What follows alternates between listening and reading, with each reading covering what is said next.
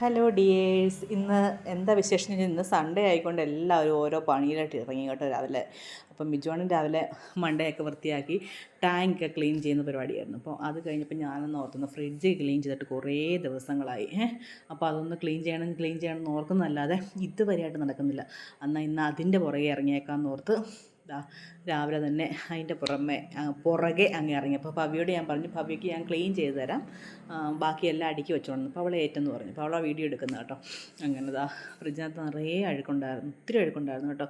മറ്റത് ഞാൻ ഇത്രയും അഴുക്കാവുന്ന വിധം നോക്കിയിരിക്കാറില്ലായിരുന്നു, പെട്ടെന്നൊക്കെ ചെയ്യുമായിരുന്നു കേട്ടോ. അതുപോലെ വീടിൻ്റെ മണ്ടയിൽ അപ്പടി അഴുക്കായിരുന്നു. ഞാൻ മേളിലാണ് തുണി കൊണ്ടിടുന്നത്, അപ്പം പക്ഷെ താഴെ വന്ന് ഈ കാക്കയൊക്കെ വന്ന് അങ്ങനെ അപ്പിയിടുകയും അങ്ങനെയുള്ള കാര്യങ്ങളൊക്കെ ചെയ്യുന്നതുകൊണ്ട് അപ്പടി അഴുക്കായിരുന്നു. അപ്പോൾ കുറേ സമയം എടുത്തെന്ന് പറഞ്ഞു കേട്ടോ ബിജുവിനോട് ക്ലീൻ ചെയ്തെടുക്കാൻ. പിന്നെ ടാങ്ക് കഴുകാൻ അച്ചുമായിരുന്നു ഫുള്ള് പരിപാടി കേട്ടോ. അപ്പോൾ നന്നായിട്ട് അവൻ ആത്മാർത്ഥമായിട്ട് പരിശ്രമിച്ചു. പിന്നെ നമ്മളൊരു വാട്ടർ പ്യൂരിഫയർ മേടിച്ചായിരുന്നു. അപ്പം പിന്നെ ടാങ്കിനകത്തൊക്കെ അഴുക്ക് കാണുമല്ലോ, അപ്പോൾ ആ അഴുക്കൊക്കെ കളഞ്ഞില്ലെങ്കിൽ പിന്നെ നമ്മൾ വാട്ടർ പ്യൂരിഫയർ ഒത്തിരി അഴുക്ക് വരണ്ടല്ലോ എന്നോർത്ത് നമ്മൾ ഒന്ന് ക്ലീൻ ചെയ്യാമെന്ന് ഓർത്താണ് ടാങ്കിൻ്റെ മണ്ടേ ക്ലീൻ ചെയ്ത്. ഒരുപാട് നാൾ കൂടിയാണ് കേട്ടോ ടാങ്ക് ക്ലീൻ ചെയ്യുന്നത്.